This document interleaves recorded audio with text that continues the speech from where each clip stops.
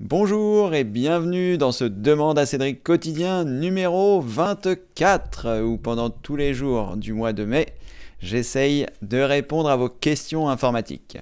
Alors j'espère que vous allez bien, je vais vous laisser le temps d'arriver, il est 10h55, j'ai lancé l'enregistrement, je vais m'assurer que tout fonctionne correctement. Apparemment oui, puisque vous êtes en train d'arriver, mais je vais quand même m'en assurer, vérifier que le son fonctionne et que tout fonctionne correctement. Ce qui est le cas, donc tout va bien, nous allons pouvoir commencer sereinement. Bonjour et bienvenue à tous donc, à toutes et tous, j'espère que vous allez bien. N'hésitez pas à poser vos premières questions parce qu'aujourd'hui j'ai pas spécialement de choses à vous dire. Si ce n'est que j'ai la réponse, enfin une partie de la réponse pour Laurent qui nous avait posé la question hier par rapport au fait qu'il ne voyait qu'un seul de ses processeurs. Et il m'a envoyé une capture d'écran, ce qui m'a permis de comprendre au moins de quoi nous parlions ici. Donc j'aurai une réponse à lui donner dès qu'il va arriver et qu'il reposera la question. Voilà, je vais m'assurer que j'ai quand même coupé mon téléphone parce que je ne pense pas. Voilà, c'est fait. Et donc, eh bien, on peut démarrer. J'espère que vous m'entendez bien. A priori, il n'y a pas de souci.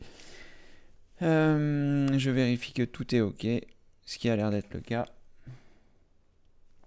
Voilà, donc sachez qu'il vous reste 8 jours pour pouvoir bien venir assister aux demandes à Cédric en direct quotidien, ce à partir de 11h directement depuis l'accueil de mon site internet. Donc vous vous connectez à par exemple 11h moins le quart, vous arrivez sur l'accueil du site formation informatique avec Cédric.fr et là vous aurez un grand bandeau jaune avec une vidéo au milieu, vous cliquez sur play. Et une fois que vous avez cliqué sur play, lorsque le direct va démarrer, eh bien ça démarrera automatiquement. Ensuite, si vous souhaitez poser vos questions, vous cliquez sur le bandeau jaune en bas à gauche de la vidéo qui vous dit rejoindre ce hangout, me semble-t-il. Et là, vous serez redirigé et vous pourrez poser vos questions dans la mesure où vous êtes inscrit avec un compte Google et où vous avez Google Plus d'activer sur ce compte Google. Voilà. Eh bien, nous pouvons démarrer quand vous le souhaitez. Nous avons déjà démarré d'ailleurs. Il est 10h57, je vais attendre 11h10 et s'il n'y a pas de questions, eh bien, nous passerons aux demandes à Cédric numéro 25 demain. Allez, bonjour Bernadette. Dans Excel, comment obtenir le résultat automatique des sommes, genre relevé de banque, recettes moins dépenses, merci. Alors, Bernadette, c'est une bonne question et c'est une question relativement simple pour que je vous montre. Alors, je vais me rendre dans Excel, si je le retrouve. Il doit être quelque part dans mon menu démarrer, le voici. Alors, lorsque vous êtes dans Excel, vous avez évidemment des cellules que vous allez pouvoir remplir. Donc, je vais essayer de simuler un tableau relativement rapide pour vous montrer comment ça se passe. Donc, ici, on va voir de quoi il s'agit. Donc, ce que c'est. Voilà. Ensuite, ici, on va avoir les dépenses. Le plus dur pour moi va être d'écrire apparemment. Dépenses, je vais y arriver. Ici, on va avoir les recettes. Voilà. Donc, en gros, ça, c'est un tableau très simplifié que vous pourrez évidemment améliorer. Mais l'idée est là, pour votre comptabilité. Donc, qu'est-ce que c'est? Là, par exemple, on va dire que c'est le salaire. Pardon, salaire, retraite. Voilà. Donc ici, c'est une recette. Donc, vous allez pouvoir mettre, j'en sais rien moi, 1500. Ensuite, ici, après, vous allez avoir le loyer. J'en sais rien. Donc, ce sera une dépense, 500. Donc, ici, on va avoir un autre poste, on va dire la nourriture. On va mettre 300. Voilà. Et donc, vous allez avoir un certain nombre de choses ici. Là, je vais mettre ça en gras pour qu'on le voit mieux. Voilà. Donc ici, vous allez avoir un certain nombre de postes. Donc je vais rajouter des postes en recettes et en dépenses pour que l'on puisse faire les choses. Donc, alors, j'aurais mieux fait de faire l'inverse, d'abord les recettes puis les dépenses, mais ça n'a pas vraiment d'importance. Alors, en recettes, on va mettre, j'en sais rien moi, pension, 300, et puis on va remettre une autre dépense qui qui sera électricité. Voilà, on va mettre 50 euros. Donc, une fois que vous avez réalisé cette étape, vous allez avoir la possibilité de créer à la fois des totaux dans les colonnes et à la fois de faire des soustractions. Donc, je vais exprès décaler ici la cellule de calcul pour que vous puissiez voir comment ça fonctionne. Donc, vous avez plusieurs possibilités, soit vous cliquez ici sur somme automatique, et là donc il va vous proposer de faire la somme automatique, vous allez sélectionner ce que vous souhaitez, donc on va cliquer en restant appuyé et glisser jusqu'à la dernière cellule avant le calcul, et on va appuyer sur la touche entrée.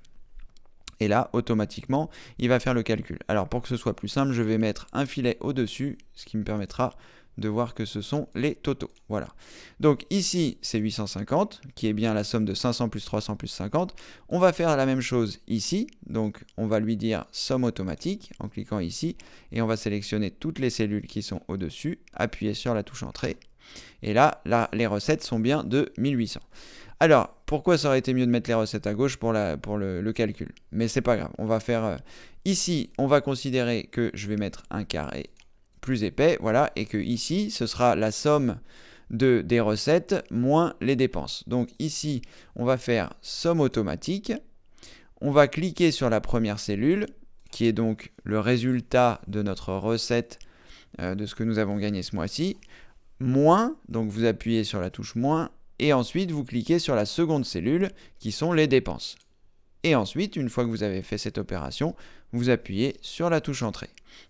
Et là, donc vous aurez le résultat de ce qui vous reste, c'est-à-dire l'ensemble des rentrées, 1800 euros, moins les dépenses, 850. Il restera donc 950. Pourquoi est-ce que j'ai laissé des cellules vides? Tout simplement pour avoir la possibilité d'en ajouter, pour pouvoir ici choisir insertion, et avoir la possibilité, clic droit, insertion, de rajouter des postes de dépenses. J'en sais rien, moi, sport, voilà, ça vous a coûté 30 euros. Et là, tous les calculs vont se faire automatiquement. C'est-à-dire que ici, quand vous allez rajouter des chiffres dans cette colonne, automatiquement, ça va s'ajouter ici et ça se déduira ici. Vous voyez, j'ai rajouté les 30 euros, on était à 950, on est passé à 920. Si je mets 220 euros, il fait le calcul, 1070, et ici, on retrouve la somme qui reste 730. Donc, sachez que vous avez la possibilité ensuite, si vous le souhaitez, d'interagir avec cette cellule, c'est-à-dire vous cliquez sur la cellule, vous cliquez ensuite sur la somme qui est ici, et vous pouvez la modifier. Si par exemple, vous ne voulez pas que ce soit la première moins la deuxième, mais la première... Si vous ne voulez pas que ce soit la deuxième moins la première, mais la première moins la deuxième, ici, il vous suffit simplement de modifier le calcul, donc la première cellule, moins la deuxième cellule, vous appuyez sur Entrée, et là, vous êtes à moins 730, il fait le calcul automatique de 1070 moins 1800. Voilà Bernadette, j'espère que cela a répondu à votre question.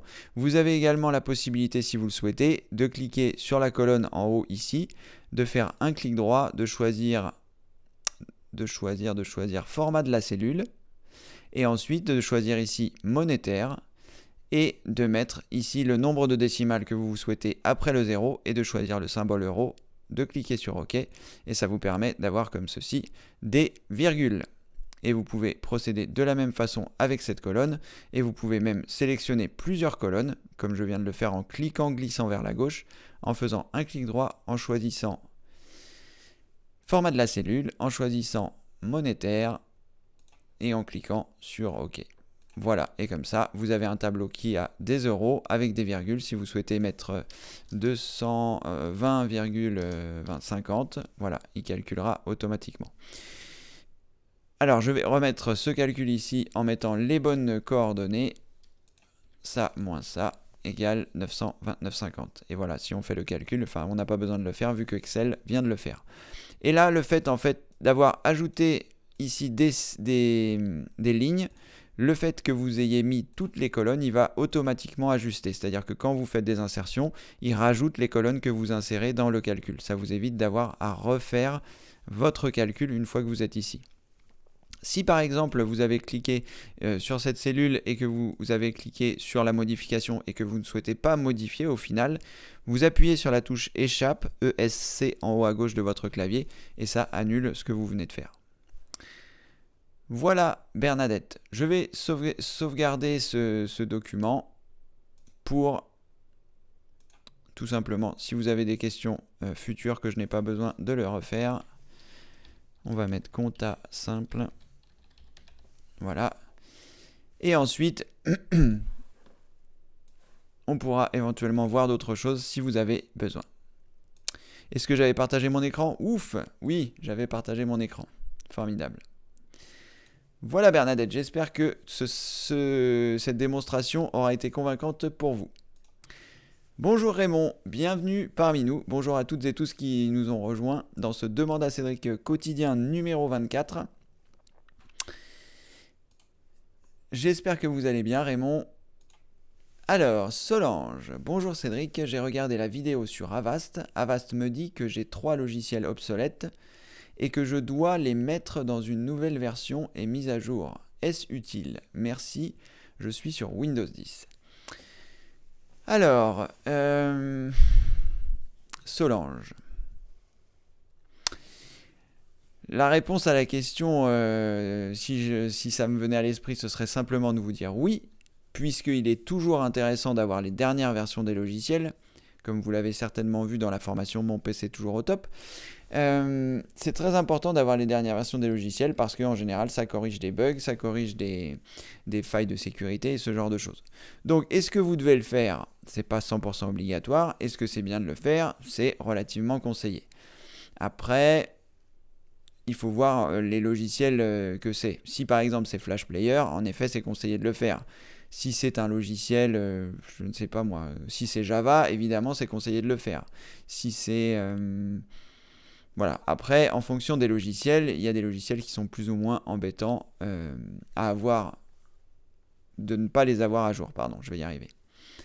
Donc voilà. Après, Solange, si vous avez accès au forum de la communauté, n'hésitez pas à vous y rendre ou même dans la vidéo d'Avast pour voir les modules qui sont importants à installer ou non. Alexandra, il me semble que c'est dans le Demande à Cédric quotidien d'hier, on a évoqué Avast, donc vous pourrez voir les modules qui sont vraiment indispensables et ceux qui ne le sont pas. Voilà.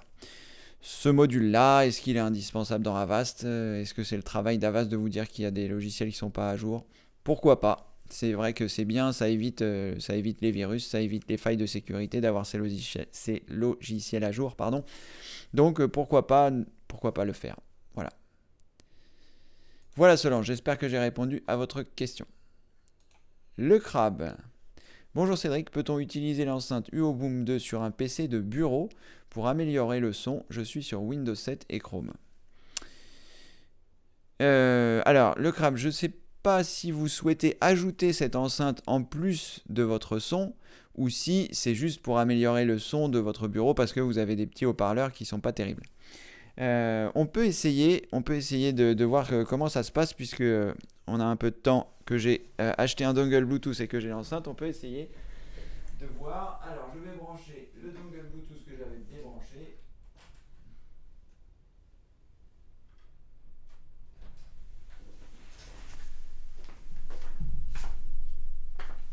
On va aller chercher l'enceinte qui se trouve ici.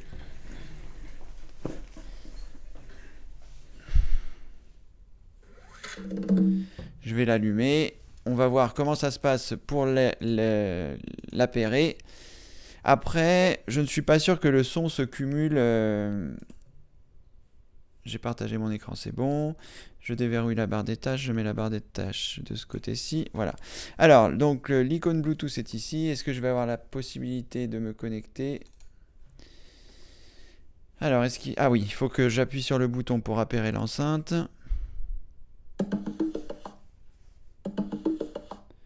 Donc là, en théorie, il devrait la trouver.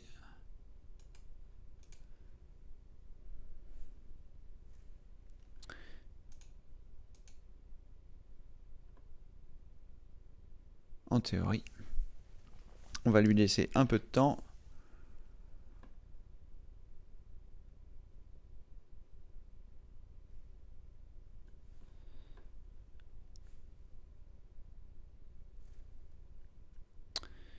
il n'a pas l'air de la trouver rapidement. Appareil connecté. Donc finalement, paramètres Bluetooth avancés, qu'est-ce qu'il va me faire pour là?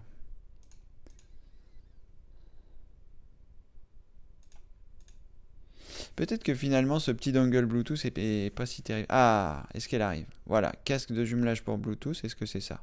Je suppose que oui, jumelé.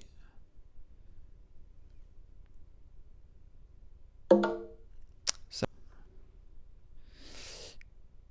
Alors, clic droit, périphérique de lecture.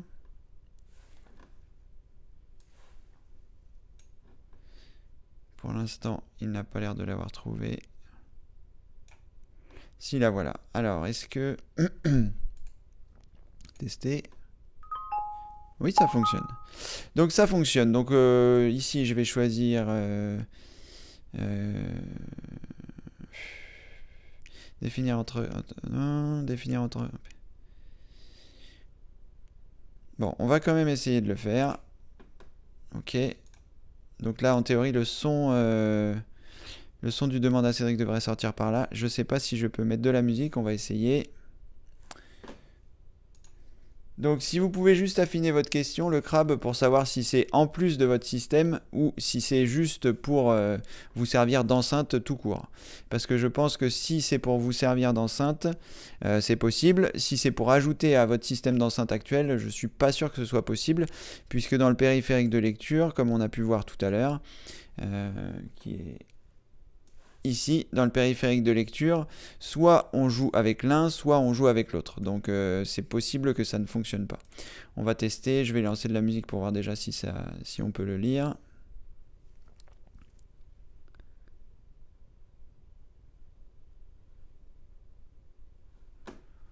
Allez, on va mettre notre morceau favori. Alors ça fonctionne, comme vous pouvez l'entendre.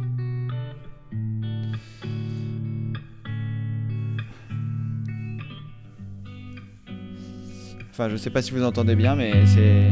Voilà, on peut l'entendre. Donc ça fonctionne. On peut connecter avec son PC de bureau. Je vais pas m'en lasser.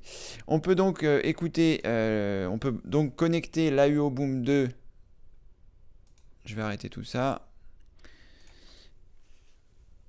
Voilà. On peut donc connecter l'enceinte à son PC. Mais par contre, je pense pas qu'on puisse l'ajouter avec les autres. Voilà, je sais pas si j'ai répondu à votre question, le crabe, si c'est pas le cas, pour servir d'enceinte. Donc dans ce cas-là, on peut tout à fait. Dès lors où vous avez, dès lors où votre PC a le Bluetooth, comme je viens de le faire là avec la petite clé que je vais pouvoir enlever d'ailleurs.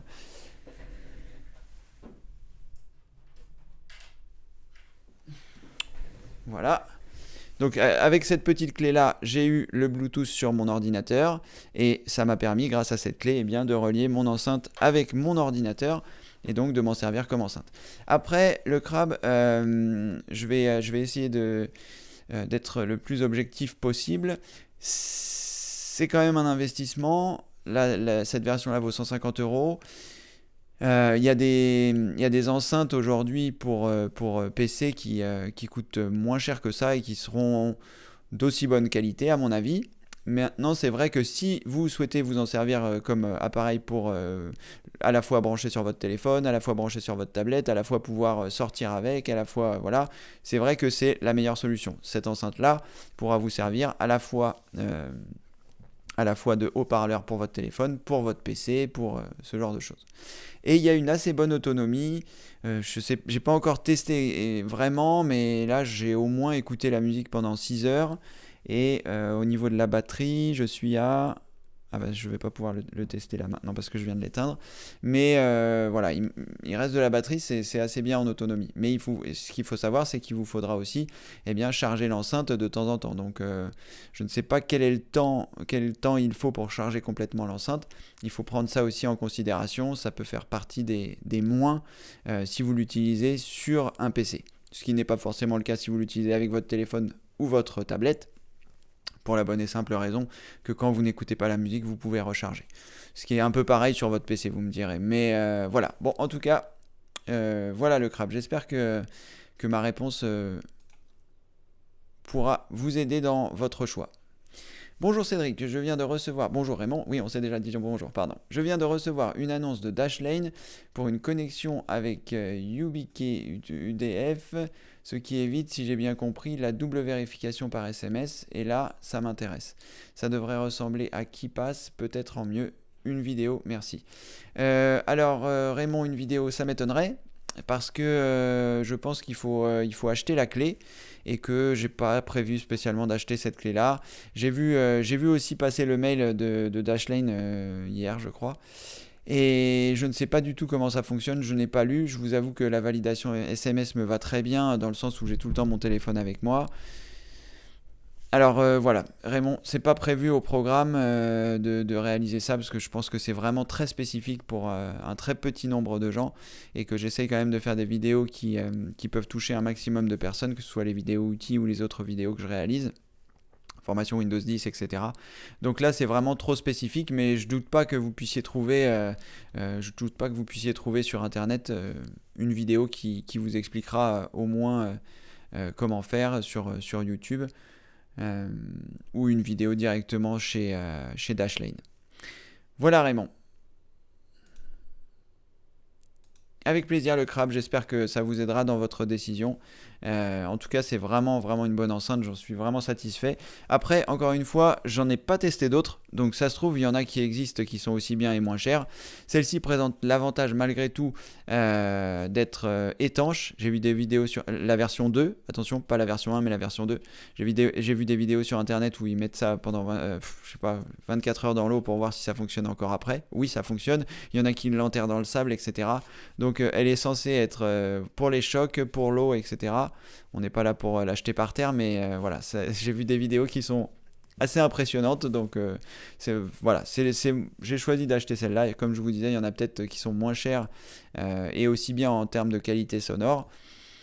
Et après, je préfère acheter ce que j'ai testé et ce que j'ai entendu. Voilà Raymond, désolé pour ce refus de vidéo, mais voilà, mon calendrier de vidéo est déjà tellement chargé que je vais pas vous dire que je vais la faire parce que je sais que je la ferai pas. Donc voilà, désolé Raymond. Antoine, bonjour Antoine, bonjour Cédric, merci pour ta grande persévérance et patience. Je travaille avec Windows 7, souvent l'ordi travaille toute seule, voyant rouge fixe. Il y a un logiciel qui m'indique ce que l'ordi est en train de faire. Ah, est-ce qu'il y a c'est une bonne question. Je ne saurais pas vous dire s'il existe un logiciel qui vous indique ce qu'il est en train de faire. En revanche, ce qui peut être en train de faire, c'est procéder à des choses de nettoyage, que ce soit la défragmentation automatique, que ce soit l'indexation des fichiers, que ce soit un certain nombre de choses, ou même des tâches en arrière-plan, si vous avez des logiciels qui se lancent automatiquement au démarrage et qui peuvent consulter si vous avez des nouveaux messages, si vous avez ce genre de choses. Donc c'est tout un ensemble d'opérations qui, je ne suis pas sûr qu'il puisse être listé. Enfin, en tout cas, j'ai jamais entendu parler de ça. Mais voilà, il ne faut pas forcément s'inquiéter lorsque vous n'utilisez pas votre ordinateur qu'il soit en train de travailler. C'est pas quelqu'un qui est forcément en train de hacker votre ordinateur, c'est juste que votre système fait un certain nombre d'opérations en arrière-plan quand il voit que votre ordinateur est disponible. Et donc, comme je vous le disais, soit il indexe des fichiers du disque, soit il procède à des défragmentations automatiques sur les derniers systèmes Windows 8, Windows 10. Soit il y a des logiciels qui tournent en arrière-plan et qui font les choses. Mais je n'ai pas entendu parler de ce type de logiciel et je vois pas bien comment faire une recherche sur Google pour trouver ça. Mais cela dit, ce que l'on peut faire, c'est chercher quels sont les processus qui tournent en arrière-plan. Quels sont les processus qui tourne en arrière-plan de Windows. Oh, c'est une phrase qui est un peu longue, je sais pas. Tâche de fond inutile. Alors, voyons voir. Comment détecter les applications qui tournent en arrière-plan.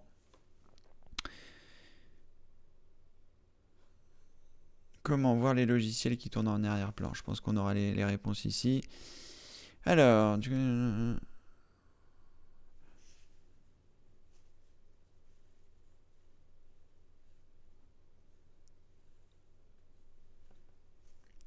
Donc là, il parle de faire un msconfig pour savoir les programmes qui se lancent au démarrage et qui s'exécutent en arrière-plan. Mais c'est pas vraiment... Ah oui, ils ont quand même listé un grand nombre de choses qui peuvent se...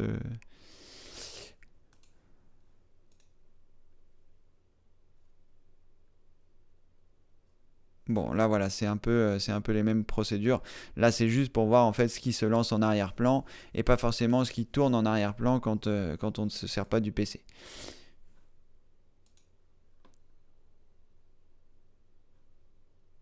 Voilà, je suis pas sûr qu'on puisse trouver des choses plus pertinentes, peut-être en cherchant un peu, ce serait possible. Mais voilà, enfin, je sais pas si c'est parce que vous êtes inquiet ou pas, mais en tout cas, si vous voulez apporter une précision par rapport à la réponse que je viens de vous donner, si ça vous satisfait ou pas, voilà, n'hésitez pas. Yvette, bonjour Yvette, quelle version de l'antivirus gratuit Note 32 me conseillez-vous? Je ne crois pas que Note 32 soit gratuit. Donc Note 32, c'est la société E7 qui fait ça. C'est un très bon antivirus payant. Encore une fois, j'estime qu'il n'est pas nécessaire d'avoir un antivirus payant, mais chacun prend ses responsabilités. Note 32 antivirus, raté. Voilà, et donc ils doivent avoir plusieurs versions de leur antivirus. Donc si vous le testez, ce sera 30 jours gratuit. Mais sinon, pour l'acheter, je crois qu'il existe plusieurs versions.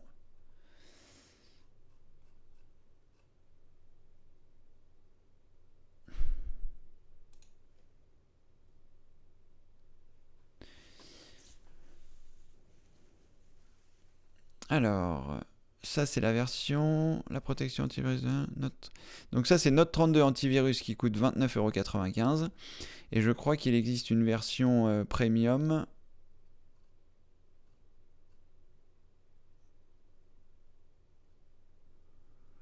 Apparemment pas. Bizarre, il me semblait qu'ils avaient d'autres versions. Bon, apparemment c'est ça. Donc c'est 29,95 € par an. Et si vous le prenez sur 2 ans, c'est un peu moins cher. Et sur 3 ans, c'est un peu moins cher. Remis à l'année, évidemment. Donc, voilà. Note 32 n'est pas gratuit. Et donc, en ce qui concerne la protection antivirus, moi, je conseille le logiciel qui est intégré à Windows 10, qui est donc Windows Defender, qui est selon moi suffisant. Et ensuite, sinon, vous pouvez utiliser l'antivirus Avast, qui est aussi très utilisé par un grand nombre d'utilisateurs, que je n'aime pas trop parce que voilà, il faut faire plein de manipulations. Tout le temps, il vous demande de passer à la version payante. Si vous vous trompez, il vous installe une autre version. Enfin, bref, je trouve que, enfin, j'aurais pas de souci si je devais l'utiliser parce que voilà, je sais répondre aux questions, je sais où est-ce qu'il faut regarder. Maintenant, est-ce que je le conseille à tous les utilisateurs? Est-ce que tous les utilisateurs sont aussi attentifs que moi quand ils installent un logiciel ou quand ils cliquent sur des boutons? C'est pas sûr. Donc, c'est pour ça que je vous le recommande pas. Néanmoins, j'ai fait une vidéo dans les vidéos outils qui vous explique comment installer Avast. Donc vous vous rendez dans votre espace membre, vous vous connectez donc en tant que membre plus. Ensuite, vous vous rendez dans les vidéos outils. Oh, c'est même une vidéo gratuite d'ailleurs, me semble-t-il. Toutes les vidéos gratuites, pardon, pas dans les vidéos outils. Donc vous n'avez pas besoin d'être membre payant pour pouvoir y accéder. Et ici, j'ai fait une vidéo installer Avast Antivirus, vous cliquez sur j'accède à la formation, vous suivez le processus d'installation si toutefois vous souhaitez installer Avast. En dessous, j'ai mis un certain nombre d'informations sur les choses à cocher ou non. Enfin, vous verrez tout ça dans la vidéo. Je ne vais pas forcément m'éterniser là-dessus. Quoi qu'il en soit, donc, j'avais pas partagé mon écran. Fantastique. Petite dédicace à Tania pour le voyant qui s'allume. Donc, vous vous rendez dans votre espace membre. Une fois que vous êtes dans votre espace membre, vous vous rendez sur toutes les vidéos gratuites. Une fois que vous êtes dans toutes les vidéos gratuites, c'est la dernière qui est ici, la 90, vous cliquez sur j'accède à ma formation et là vous verrez donc la vidéo qui se trouve ici, mais également un certain nombre d'informations que j'ai ajoutées en plus pour tous les modules que vous propose d'installer Avast lorsque vous l'installez. Vous pourrez avoir également, si vous êtes membre plus, un complément qu'a fait Alexandra sur le forum qui concerne ce qu'il vaut mieux installer ou non. Je suis relativement d'accord avec elle. Elle installe le minimum, c'est ce que j'aurais tendance à faire si j'installais Avast. Voilà Yvette, j'espère que j'ai répondu à votre question. Il y a eu un petit mélange entre le gratuit et le payant. Note 32 étant payant et les antivirus gratuits étant Windows Defender ou Avast si vous souhaitez. Voilà Antoine, super, si l'info vous convient. Ariane, bonjour Ariane, bonjour Cédric. Est-ce que c'est utile d'ajouter des mots-clés quand on enregistre des fichiers Word ou Excel? C'est une indexation plus complète qui aide à la recherche. Tout à fait, Ariane, vous pouvez ajouter des mots-clés si vous le souhaitez, ce qui permettra lors de la recherche d'avoir des recherches plus efficaces. Cependant, lorsque vous faites une recherche, si vous avez indexé vos fichiers Word et Excel, Windows est très performant et est même capable de faire des recherches au sein des documents, donc c'est un peu plus long, mais au sein des documents pour rechercher des mots qui pourraient se trouver éventuellement dans ces documents. Donc bon, je ferai j'ai une formation qui est prévue sur la recherche, les recherches efficaces. Je parlerai des recherches aussi au sein de l'ordinateur, pas forcément que sur Internet, mais au sein de l'ordinateur. Donc voilà, j'en parlerai plus en détail à ce moment-là, mais sachez que voilà, vous pouvez éventuellement ajouter des mots-clés si vous le souhaitez, mais que Windows est quand même malgré tout capable de rechercher au sein des documents. Et donc, si vous avez dans votre document des mots inutile de les rajouter en mots-clés. Voilà Ariane. Pardonnez-moi, je vais prendre un petit peu d'eau.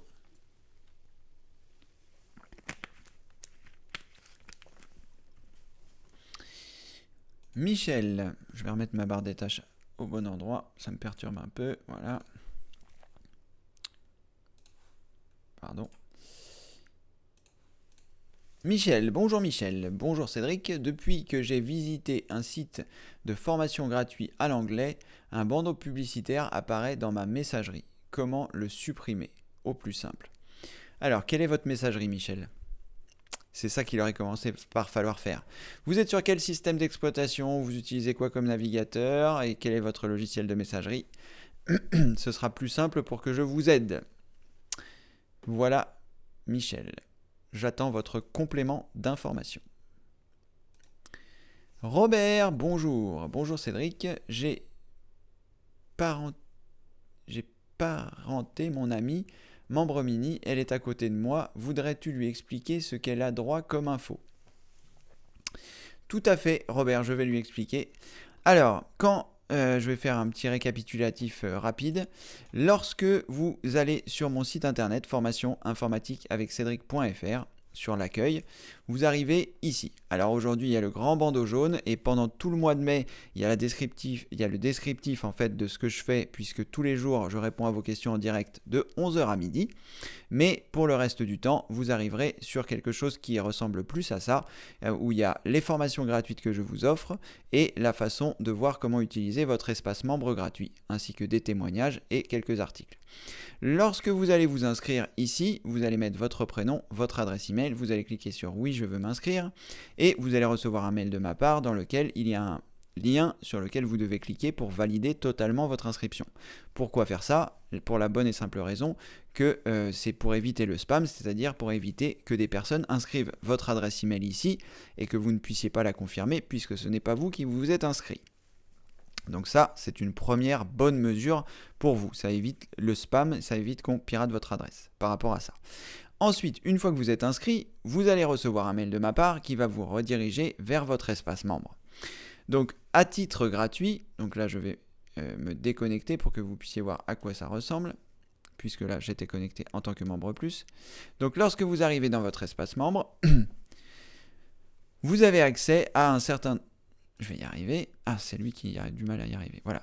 Vous arrivez ici et donc vous avez un certain nombre de formations que je vous offre. Notamment un mini-guide de la sécurité Internet qui vous permet de savoir les choses à éviter de faire sur Internet pour ne pas récupérer de virus ou de logiciels malveillants. Vous avez également accès à toutes les vidéos gratuites et bien plus. Donc là, il y a 90 vidéos gratuites qui sont disponibles en partie sur YouTube et aussi en exclusivité sur le site. Vous aurez accès donc aux vidéos-outils à 2 vidéos-outils seulement. Donc pour accéder aux autres vidéos-outils, il faut être au minimum membre mini. Si vous êtes membre actif ou si vous êtes membre plus, vous avez les avantages des niveaux d'avant. Donc le plus petit niveau, c'est membre mini. ensuite c'est membre actif et ensuite c'est membre plus. Donc tout ce qui est membre actif inclut le membre mini et tout ce qui est membre plus inclut le membre actif et le membre mini. Donc si vous êtes membre d'une section la plus haute, inutile de souscrire la section la plus basse.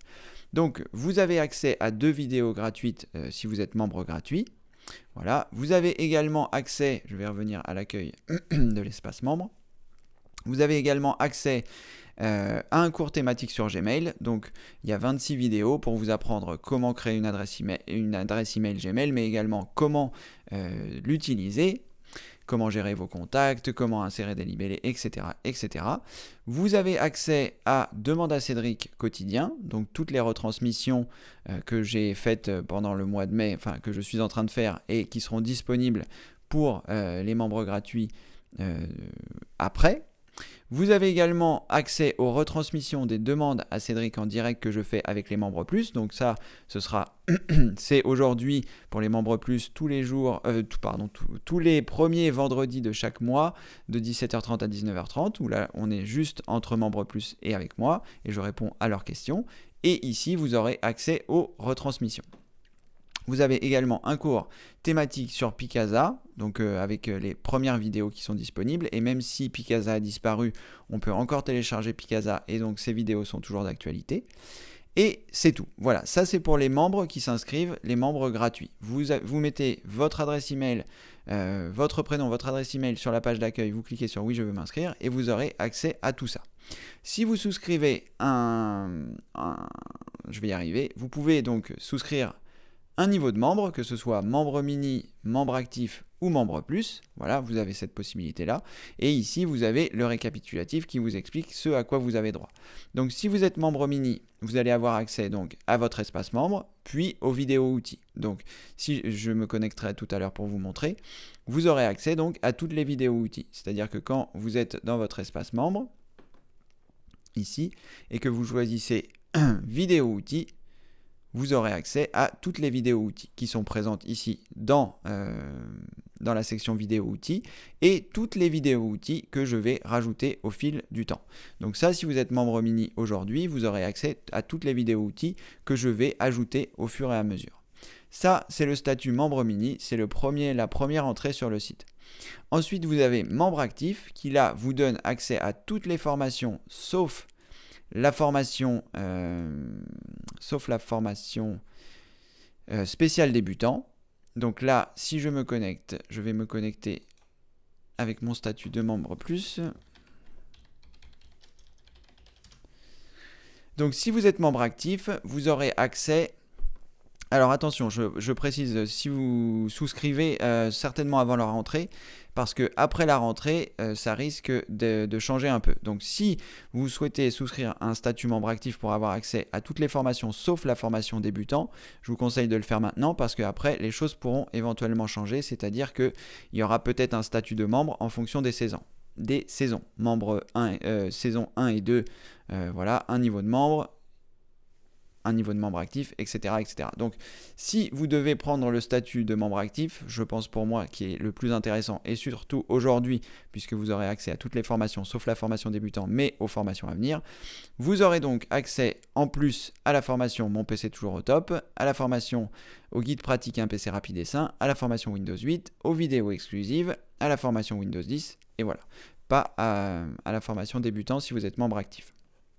Vous aurez également accès à tout le contenu gratuit dont je vous parlais tout à l'heure, c'est-à-dire les demandes à Cédric quotidien, les retransmissions évidemment, et les retransmissions des demandes à Cédric. Et enfin, si vous êtes membre plus, vous aurez accès donc à toutes les formations, donc incluant la formation spéciale débutant pour démarrer sur des bonnes bases et apprendre l'informatique de A à Z que je suis en train de réaliser.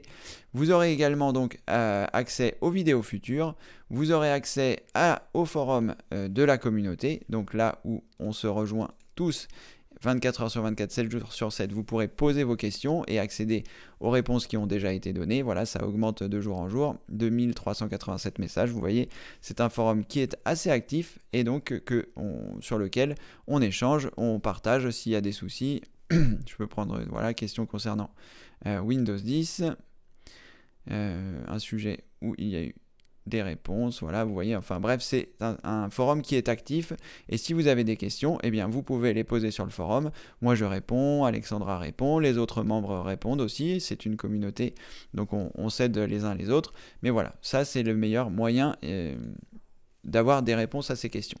Et vous aurez également accès donc aux demandes à Cédric en direct. Donc je pense qu'à la rentrée, ce sera les 7 premiers jours du mois, pendant 2 heures je répondrai à vos questions, peut-être 1h30 parce que 2 heures c'est un peu long alors qu'1h30 c'est mieux.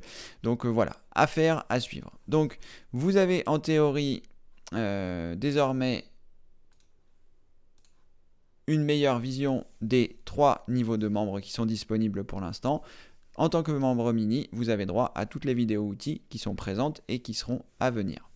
Voilà. J'espère, Robert, avoir répondu suffisamment clairement à la question. Yves, bonjour Yves, j'ai vu votre bonjour en dessous, donc tout va bien. Je trouve le message suivant. La corbeille sur E est endommagée. Voulez-vous vider la corbeille pour ce lecteur, oui ou non? Message qui revient sans arrêt. Que dois-je faire pour y remédier? Alors, ce qu'il faut savoir... Je vais partager mon écran, je vais ramener ma corbeille qui est où? Elle est là. Voilà. Donc ce qu'il faut savoir, c'est que la corbeille, vous avez la possibilité de faire un clic droit sur la corbeille et de choisir propriété. Et là, vous allez voir en fait que pour chaque disque dur qui sont présents sur votre ordinateur, donc ici, moi, j'ai 3 disques durs. Je vais juste vérifier que j'ai bien partagé mon écran pour ne... Oui, ça a l'air d'être bon. Donc, la corbeille, je vais la mettre là. Voilà. Donc, lorsque vous faites un clic droit sur la corbeille et que vous choisissez propriétés, vous allez arriver sur une fenêtre qui vous indique l'espace disponible dans la corbeille. Pas du tout l'espace disponible dans la corbeille, pardon. La taille des disques. Donc ici, on voit que j'ai mon disque C, mon disque D et mon disque E, mes 3 disques durs qui se trouvent ici. Et pour chacun d'entre eux, je vais pouvoir choisir la taille maximum de la corbeille. Vous voyez, sur mon disque C, il y a 13 gigas. Je crois que ça doit être 13 gigas, oui. Il y a 13 gigas pour la corbeille, c'est-à-dire que 13 gigas, ça me paraît beaucoup. Je sais plus. Bon, enfin bref, attendez, 49 gigas, si peut-être. Si, peut-être. Donc, j'ai 13 gigas, c'est-à-dire que dès lors où je vais mettre plus de 13 gigas dans la corbeille, ou si ma corbeille fait plus de 13 gigas, tout ce que je mettrai en plus sera automatiquement supprimé sans passer par la corbeille, puisque la taille de ma corbeille sera pleine. C'est comme si vous aviez une poubelle qui fasse 50 litres. Une fois que vous avez mis les 50 litres, tout ce qui arrivera en plus débordera. Eh bien, c'est un peu le même principe. Donc, vous avez plusieurs possibilités. Soit vous augmentez la taille de la corbeille, ici, en fonction de la taille de votre disque dur. Vous voyez, c'est différent en fonction de chaque disque. Lui a fait une proportion en fait en fonction de la taille. Vous voyez, un disque qui fait 232 Go, il va lui attribuer 13 946 mégas. Un disque qui fait 900, il va lui en attribuer 49 000. Et un disque qui fait 1,5 Tera, il va lui en attribuer 73 000. Ça, Windows l'a fait automatiquement. Donc, en théorie, ce que veut dire votre message, c'est que la corbeille... les fichiers en fait qui restent stockés sur votre ordinateur, parce que c'est ça, ni plus ni moins la corbeille, c'est des fichiers qui restent stockés sur votre ordinateur, eh bien ça veut dire que si vous mettez oui, il va vider la corbeille. Je vais y arriver, je vais revenir ici, voilà. Si vous mettez oui, ça veut dire qu'il va vider la corbeille et que tout ce qui est contenu à l'intérieur sera effacé. Je vérifie juste que c'est bien oui qu'il faut répondre. La corbeille est endommagée. Voulez-vous vider la corbeille pour ce lecteur, oui ou non? Donc si vous mettez oui, ça va vider la corbeille et en théorie ça va réparer les choses. Si vous mettez non, ça veut dire qu'il faut que vous fassiez il faut que vous ouvriez votre corbeille et que vous regardiez si vous voulez récupérer des choses, et sinon vous pouvez la vider, comme ça ce sera aussi simple, elle sera vidée, et je pense qu'en théorie vous n'aurez plus ce message même quand vous mettrez des choses sur eux. Si vous avez toujours ce message, dans ce cas là il faudra tester votre disque dur, parce que peut-être que votre disque dur est endommagé. Voilà, je ferai une vidéo outil bientôt sur comment tester son disque dur pour savoir bien justement comme son nom l'indique, comment le tester, et aussi comment tester sa mémoire, comme ça vous fera des éléments lorsque vous aurez besoin de diagnostiquer votre PC. Je vais mettre ça dans les vidéos outils avant fin juin, on va dire. Voilà Yves, j'espère avoir répondu à votre question.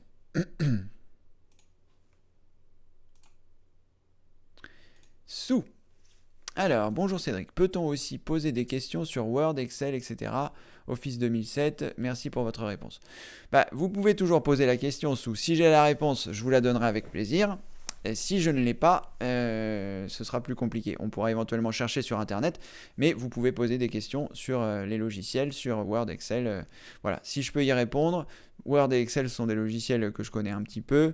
Si ce sont des logiciels vraiment très spécifiques, si par exemple, j'en sais rien, quelqu'un me pose des questions sur AutoCAD, je serai incapable de lui répondre. Après, on pourra éventuellement trouver la réponse sur Internet. Mais voilà. Donc si vous avez des questions sur Word et Excel, pourquoi pas, si ça ne prend pas trop de temps, pourquoi pas. Comme j'ai montré en début de session sur Excel. Voilà sous. Tania. Bonjour Tania. Bonjour Cédric. Est-il vrai qu'après chaque usage, il faut fermer complètement son ordinateur pour qu'il acquiert de la rapidité à l'ouverture? Merci pour votre réponse. Aujourd'hui, pas de pluie, mais il fait bien gris, cordialement. Pas de chance Tania, ici nous avons encore du soleil. Il faut vivre dans le sud. Bon, cet été je ferai peut-être moins le malin quand il fera 40 degrés à l'ombre. Je dirais j'arrive dans le nord. Alors, pour répondre à votre question Tania, est-ce que ça veut dire que vous n'éteignez jamais votre ordinateur? Dans ce cas-là, c'est un grand débat entre plusieurs informaticiens, je dirais. Ça, chacun va prendre les décisions qu'il a envie. Je ne suis pas sûr que éteindre votre ordinateur, souvent, l'optimise en accélération et décélération. J'aurais tendance à dire que c'est plutôt vrai, puisque le fait de l'éteindre et de le rallumer va permettre de vider la mémoire vive, va permettre de faire un certain nombre d'opérations, de faire les mises à jour, de faire ce genre de choses. Donc moi, ma politique personnelle, chacun fait ce qui lui plaît, j'ai envie de dire, j'ai désactivé totalement la mise en veille de mon ordinateur, donc il ne se met jamais en veille, même l'écran ne se met jamais en veille, parce que j'ai souvent rencontré des problèmes avec la mise en veille, et surtout avec ma carte graphique, j'ai l'impression. Donc comme ça faisait planter mon ordinateur, j'ai totalement tout désactivé. Ça c'est vraiment facultatif, mais c'est ce que j'ai fait. Et ensuite, lorsque je quitte mon poste de travail, je le verrouille, donc j'appuie sur la touche Windows et L, ça donc remet l'écran et ça éteint mes autres écrans qui sont allumés en même temps. Et si je sais que je ne vais pas utiliser mon ordinateur pendant 2 heures, je l'éteins. Voilà ma politique. Je ne suis pas sûr que l'ensemble des composants soient faits pour fonctionner 24 heures sur 24, 7 jours sur 7. Donc je pars du principe que ça va économiser mes composants de l'éteindre. Et voilà. Après, il y a d'autres écoles qui ont tendance à dire qu'il vaut mieux le laisser en veille. Moi, personnellement, je préfère l'éteindre si je sais que pendant 2 heures, je ne vais pas l'utiliser. Je le laisse allumer en revanche si je vais faire, j'en sais rien, si je vais prendre ma douche, je le laisse allumer. Si je vais faire des courses qui vont pas durer longtemps, je le laisse allumer. Voilà, vous avez compris le principe. Si je sais que je m'absente plus de 2 heures, je l'éteins, ou, sauf s'il y a des processus qui sont en train de tourner, il m'arrive de lancer des rendus vidéo qui, je sais, durent plus de 2 heures, donc dans ce cas-là, je laisse mon ordinateur allumé, je pars faire ce que j'ai à faire, et quand je reviens, le processus est terminé. Mais voilà, après, est-ce que ça va aider à la rapidité? C'est pas impossible, parce que du coup, les mises à jour se font, tout se fait quand l'ordinateur s'éteint. C'est pas plus mal de l'éteindre quoi qu'il en soit, selon moi. Voilà Tania, ça n'est que mon avis personnel. Alors, Michel, les compléments de réponse. Alors oui, complément bandeau publicitaire. Où est la suite, Michel? Ça arrive. Alors, voici les compléments. J'ai Windows 7, d'accord. Je suis sur Orange, Mozilla. Merci de votre réponse. Alors, Michel, je pense que ça n'a rien à voir, ce bandeau qui s'est rajouté. Alors, qu'est-ce que vous aviez installé? Est-ce que vous avez installé quelque chose? Ou consulté quelque chose? Alors, je me souviens plus tout à fait de ce qu'il en était. Est-ce que vous avez installé un logiciel gratuit ou est-ce que... Sur Orange, quand vous consultez vos messages, que ce soit sur Orange ou sur Gmail ou n'importe où d'ailleurs,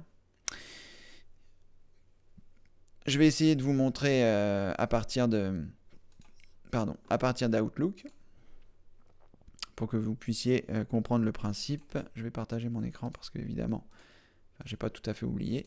Alors, je vais aller sur Outlook. Voilà. Là, en théorie, il va se connecter automatiquement sur mon... Voilà. Et donc, ici, vous voyez, j'arrive sur ce que l'on appelle un webmail. Donc, ce qui a l'air d'être le cas, c'est-à-dire que vous consultez vos messages depuis un navigateur Internet. Donc, vous, il s'agit de Firefox. Et vous consultez vos messages depuis le serveur d'Orange, comme je pourrais le faire ici avec l'adresse d'Outlook. Donc, de temps en temps, ici sur Outlook, ici, c'est pas le cas. Mais de temps en temps, sur la droite, j'ai un bandeau de publicité ici, pour la bonne et simple raison que je me trouve ici, lorsque je consulte ma messagerie depuis un navigateur, je me trouve sur le site internet du fournisseur chez qui je vais. Donc là, je suis chez Microsoft, et quand vous allez chez Orange, vous allez chez Orange, c'est-à-dire que tout ce qui se trouve ici dans cet espace-là est contrôlé par Orange. Donc, ça peut très bien être Orange qui a tout simplement ajouté un bandeau publicitaire qui n'était pas présent ici avant. D'ailleurs, moi, c'est un peu ce qui me chagrine, c'est que vous payez un service et vous avez quand même de la publicité. C'est pour ça que j'aime pas trop le principe. Mais voilà, quoi qu'il en soit, quand vous allez sur le webmail d'Orange, il est possible qu'il y ait un bandeau qui se soit ajouté ici. Si toutefois vous avez dans ce bandeau de la publicité qui est ciblée, c'est-à-dire par exemple vous allez faire une recherche sur le vélo sur Google et vous allez retrouver une pub sur le vélo depuis quand vous allez consulter votre messagerie Orange. Ça n'a rien à voir avec Orange, ce sont vos cookies en fait. Lorsque vous visitez le site par exemple de vélo, ce site-là met un cookie sur votre ordinateur pour dire bah voilà, vous êtes passé à telle date, telle heure, vous avez fait une recherche sur le vélo. Et quand vous allez sur le site Orange, Orange est capable lui d'analyser vos cookies. Ça ne veut pas forcément dire qu'ils ont accès à ces informations, ça veut juste dire que le site peut regarder ces informations-là et vous proposer une publicité ciblée. Je ne sais plus comment ça s'appelle. Ça s'appelle... Enfin bon, bref, c'est le site en fait qui va payer pour que cette pub soit là. Mais ce n'est pas, enfin, même si ça fait très intrusif, ce n'est pas dangereux. Ça ne veut pas dire que ce site-là a eu des informations sur votre ordinateur. Ça ne veut pas dire ça. Ça veut juste dire que votre ordinateur est capable d'afficher les choses que vous avez déjà visitées. Donc si c'est ça, pas de panique. Ça veut juste dire que Orange affiche un bandeau publicitaire. En revanche, si c'est... qu'est-ce que ça pourrait... mince, qu'est-ce que j'ai fait là? J'ai cliqué sur le mauvais bouton. Est-ce que c'est bon? Oh là là, c'est pas vrai. Ah non, j'ai cru que j'avais perdu les questions. Bon, tout va bien. Si c'est autre chose, c'est-à-dire que qu'est-ce que ça pourrait être d'autre si c'est pas un bandeau publicitaire quand vous naviguez là? Vous avez pu éventuellement vous faire infecter si vous avez installé un logiciel gratuit. Et dans ce cas-là, il faudra procéder au nettoyage de votre ordinateur, comme je l'indique dans la formation Un PC rapide et sain, à laquelle vous avez accès, j'en suis sûr. Voilà. J'espère que cette réponse va vous satisfaire. Si toutefois vous avez besoin d'un complément, n'hésitez pas à le rajouter. Bonjour Josiane. Bonjour Cédric. Mon dossier téléchargement retrouve dans mes images. Comment le remettre dans la colonne de gauche sous Organiser? Alors, votre dossier téléchargement s'est retrouvé dans votre dossier images. Alors, je vais partager mon écran, on va essayer de le faire, voir si ça casse tout ou pas. Donc, il y a plusieurs choses qu'il faut prendre en considération. C'est-à-dire qu'il y a des fois des raccourcis que l'on ne voit pas. Ici, je pense que c'est un raccourci. Parce que si je prends mon dossier téléchargement et que je le mets dans mon dossier images, ça ne va pas déplacer ce document-là. Ça va, vous voyez, ça va juste créer un raccourci de mes téléchargements dans mes images. En revanche, et ça, c'est parce que ce sont des raccourcis et que Windows est capable de voir que ce n'est pas forcément une manipulation légitime. En revanche, si dans votre disque local, dans Utilisateur, dans votre nom d'utilisateur, vous avez ici le dossier téléchargement qui doit s'y trouver, il est là.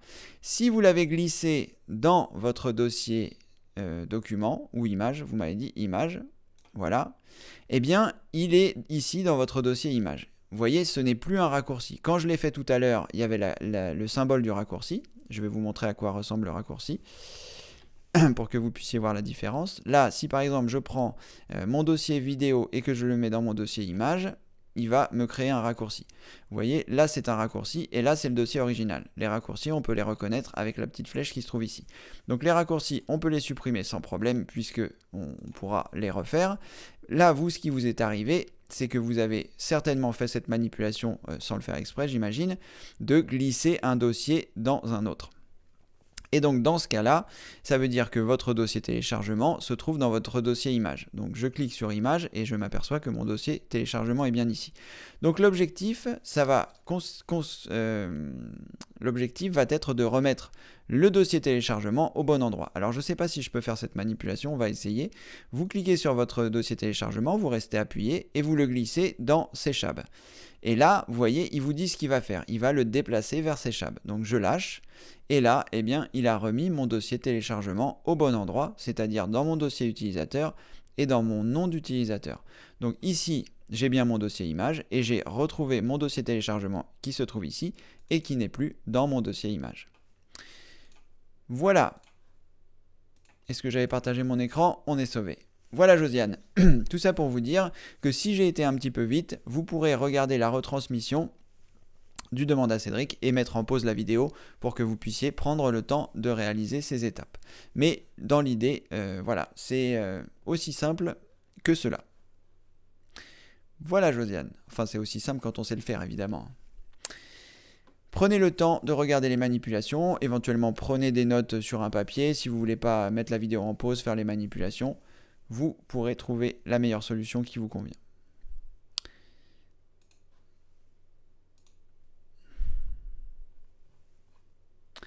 Alors, à qui je n'ai pas encore répondu? À Marie.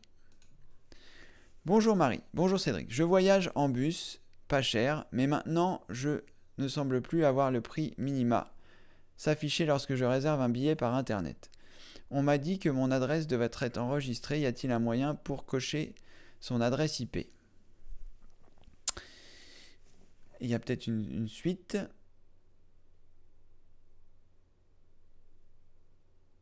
Ou changer son adresse IP. Merci pour vos conseils. La suite est un peu plus bas. Alors, il y a des moyens de changer son adresse IP. C'est d'utiliser un serveur proxy. Mais je suis en train de réfléchir à quelle serait la meilleure solution.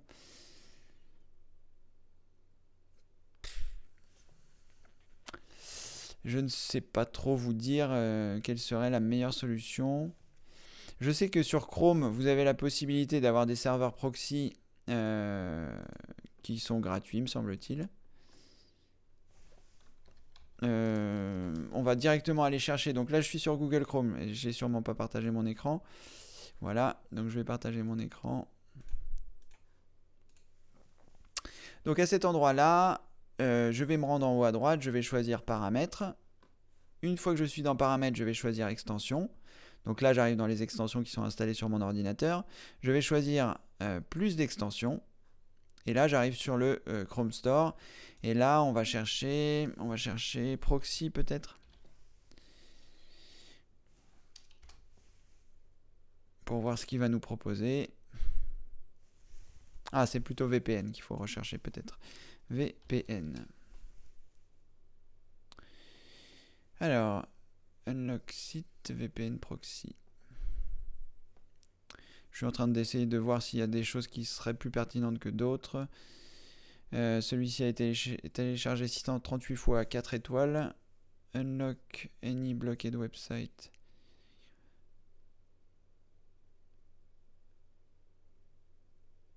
Bon, je vais essayer de l'installer. Est-ce que je vais essayer de l'installer? On va voir. Non, je ne vais pas essayer de l'installer parce que si je l'installe, j'ai peur que ça coupe le Google Hangout en changeant d'adresse IP. Donc je ne vais pas prendre le risque de le faire. Vous pouvez essayer de l'installer de votre côté. Et à partir de là, vous pourrez, je pense, avoir la possibilité de lui dire que vous souhaitez vous connecter à partir d'un autre endroit. J'espère qu'il pourra vous simuler la connexion ailleurs en France, parce que la plupart du temps, c'est Ces extensions-là servent à faire croire que vous êtes dans un autre pays, par exemple en Angleterre ou en Belgique ou n'importe où, ce qui vous permet d'avoir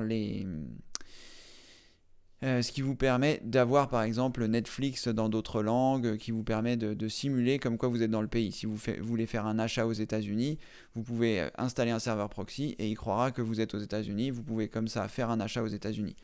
Si vous faites ce genre de choses, faites attention que le site prévoit bien une expédition en France. Sinon, vous serez obligé de passer par un service aux États-Unis qui existe, qui vous permet en fait de faire envoyer les choses que vous avez commandées aux États-Unis dans une adresse aux États-Unis, et cette adresse aux États-Unis vous envoie vos marchandises en France. Voilà, bon, on est dans un autre registre, mais là, vous pouvez essayer ça par l'intermédiaire d'un VPN directement à partir de Google Chrome. Grâce à celui-ci, vous pourrez l'activer ou le désactiver si vous souhaitez. Je ne vous garantis pas que je ferai une vidéo parce que je ne pense pas que je la ferai, mais peut-être que je la ferai. Voilà Tania. Allez, une question de Charles, à qui je n'ai pas encore pris de question. Bonjour Charles, bonjour Cédric. Problème avec Avast qui confond l'adresse IP. Je l'ai désinstallé. Adresse IP changée plusieurs fois par jour. Allemagne, Angleterre, Pologne. Me croyant infecté, je changeais mon mot-clé passe Google tous les jours. C'est pas très clair ce que vous m'indiquez, Charles. Bonjour Cédric, problème avec Avast qui confond l'adresse IP. Je l'ai désinstallé. Adresse IP changée plusieurs fois par jour. Allemagne, Angleterre, Pologne. Me croyant infecté. Je changeais mon mot de passe Google tous les jours. Charles, ça vaudrait peut-être la peine. Alors, je ne sais pas si c'est un problème qui venait d'Avast ou si Avast détectait que vous changiez réellement d'adresse IP ou si vous utilisez un VPN, comme je viens de le mentionner précédemment. Parce que c'est pas normal que Avast vous dise que vous êtes en Allemagne, en Angleterre ou en Pologne. Donc, il faudrait quand même que vous regardiez, Charles, de votre côté, savoir si un nettoyage ne serait pas pertinent. Parce que ça me paraît quand même suspect que Avast vous voit changer comme ça de pays. Donc, dans le doute, je ferai quand même un petit nettoyage en ce qui me concerne. Donc, avec le guide Un PC rapide et sain, et donc vous faire une analyse, donc un nettoyage avec tous les logiciels que je conseille dans le guide, auquel vous pouvez accéder si vous êtes membre actif ou membre plus, et également un nettoyage complet antivirus et un nettoyage complet avec Malwarebytes, j'en parle dans le guide, mais voilà, je ferai tout ça déjà dans un premier temps pour être sûr que j'ai pas récupéré quelque chose, parce que ça me paraît assez surprenant que vous ayez ce changement d'adresse IP, sauf, encore une fois, si vous avez installé un VPN et que vous changez sciemment d'adresse IP pour simuler la présence dans le pays. Voilà Charles, c'est le conseil que je peux vous donner sans avoir plus de précision. Allez, Ariane, rebonjour. Quand on supprime un fichier dans une clé, où va ce fichier? Dans la clé, est-ce qu'il y a une corbeille que l'on ne voit pas? Alors, sauf indication contraire, je serais tenté de dire que sur une clé, il n'y a pas de corbeille. Donc quand vous mettez un fichier à la corbeille, ou alors peut-être qu'il y a une corbeille lorsque vous mettez la clé, on va voir ça. Je cherche une clé USB.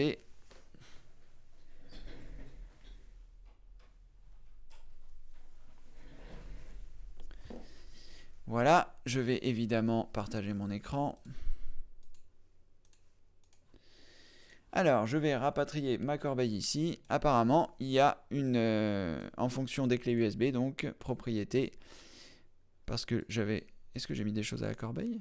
Ah oui, non, j'ai mis des choses à la corbeille, parce qu'elle était vide tout à l'heure et j'ai été surpris qu'elle ne soit pas vide. Donc je vide ma corbeille. Quand je fais un clic droit et que je choisis propriété, il n'y a pas ma clé USB qui apparaît ici. Donc que va-t-il se passer si je supprime des fichiers de ma clé USB? Je vais supprimer quoi?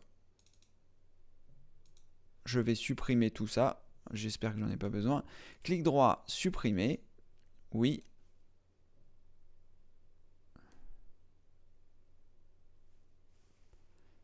Et là, les fichiers ne vont pas dans la corbeille, puisqu'il n'y a pas de corbeille sur la clé USB. Donc ici, les fichiers ont été automatiquement supprimés de votre clé. Il n'y a pas, alors je ne sais pas si c'est propre à toutes les clés, mais en tout cas sur la mienne, il n'y a pas de corbeille. Je ne sais pas s'il y a une option à activer pour ajouter une corbeille sur une clé USB. ça n'a pas l'air d'être ici. On peut essayer de regarder vite fait sur Google. Je vais y arriver. Non. Ajouter corbeille.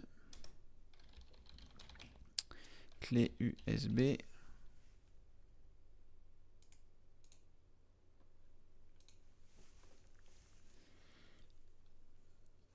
Alors, comment récupérer un...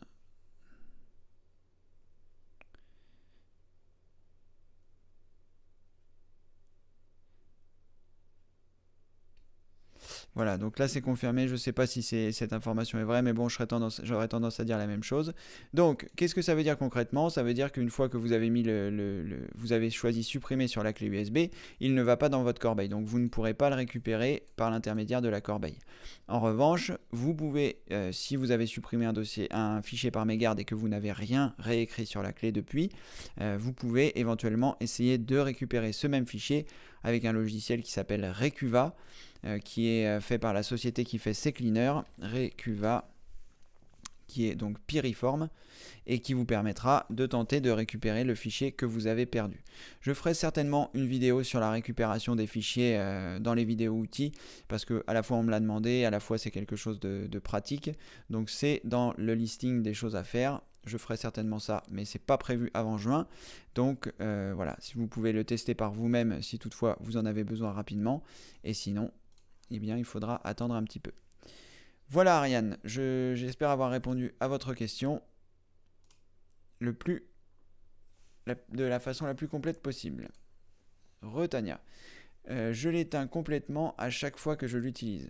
Alors ça n'a rien à voir... ah oui, si, vous parlez de l'ordinateur. Je croyais que vous me parliez de l'adresse IP. Je confonds. Je l'éteins complètement à chaque fois que je l'utilise.